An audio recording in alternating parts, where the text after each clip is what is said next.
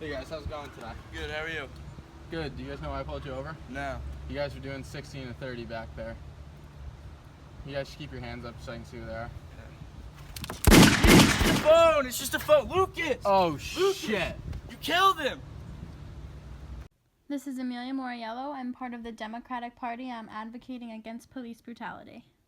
I'm Justin Wise, and this is Amelia Mariello. She's a part of the Democratic Party, and we're talking about police brutality. So, Amelia, how do you feel about police brutality? I think that in the last decade, way too many lives have been lost. Innocent lives, maybe not innocent, but I don't think situations have been handled the correct way. I think more concern should be put towards the African American community regarding police brutality. I actually had a friend who lost her brother last year due to an incident with the police, and I wouldn't want any family to go through what they went through.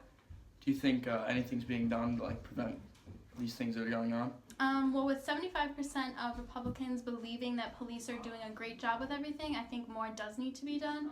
Black Lives Matters definitely helps, but it's not getting the job done.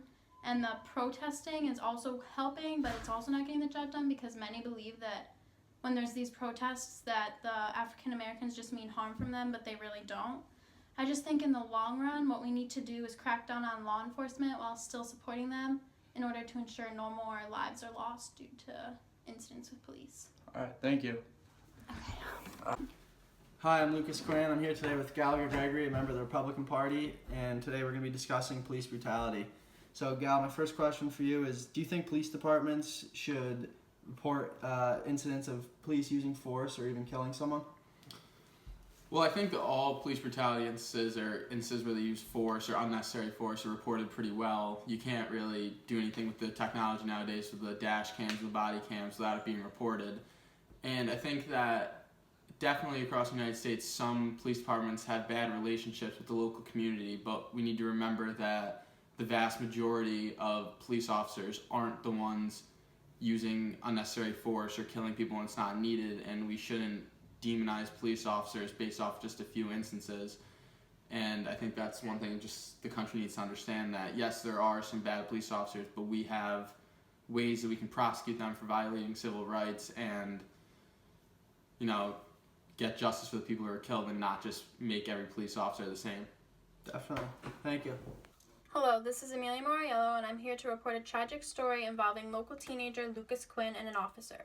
Saturday at around 2 p.m., Lucas was a passenger in his friend's car. His friend was driving 30 minutes over the speed limit, so they got pulled over.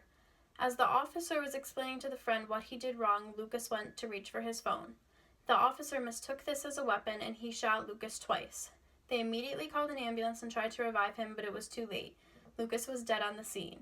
An ongoing investigation is currently happening to determine what really happened during that time period. Lucas's family and the whole community is absolutely distraught.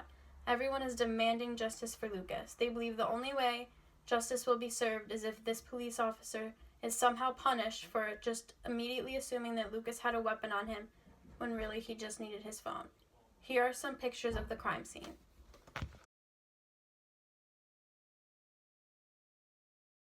Hi, I'm Gallagher Gregory. I'm here today with Jeremy Kerr from the Mohawk Golf Club, and we're going to be talking about police brutality. So, Jeremy, what do you think, what's your take on police brutality in the United States? I think it's something that definitely needs to be taken a look at. I think law enforcement is working really hard to make sure that they do things the right way. I know with the body cams, that definitely helps tell the truth more.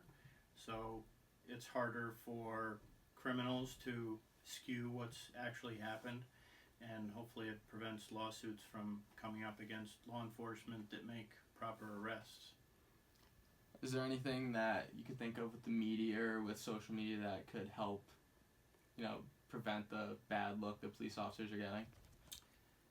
Sometimes it's important to wait till the truth comes out as opposed to skewing the news to make it look like the criminal is the victim, where if they weren't doing something wrong in the first place, then they wouldn't have been arrested or potentially victimized by a police officer.